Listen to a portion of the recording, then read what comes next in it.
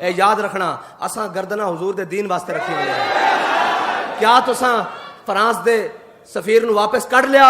असी बड़े और बड़ा तहम्मुल दा मुजाहरा किया कि शायद कर लवो। सानू लगदा कि हुण तुहाडे नाल इंज करके गल करनी पैनी, तुहानू नहीं समझ आ रही साडी गल।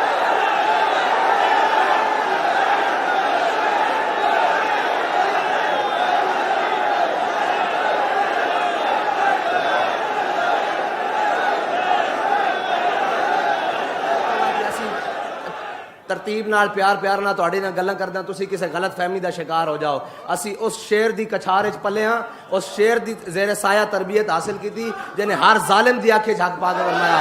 तो बाबा जी फरमाते सन कि मैं शर्मे मारी अंदर बड़ी तू समझा मैं ही मैं। ये गलत फहमियां ज़हन चो कढ़ लो, तुहानू सफीर कढ़ना पैना बिल्कुल। ये तुहानू आखिरी बारी हुण वार्निंग देती जा रहे हैं। तुसी ये समझो कि रमजान आएगा असी ये कहेंगे जनाब ये भुखे प्यासे और जलियो साडे वड्डियां ने तो रोजे रख के जंगा लड़ियां, असी हुजूर दी नामूस ते पैरा नहीं दे सकेंगे।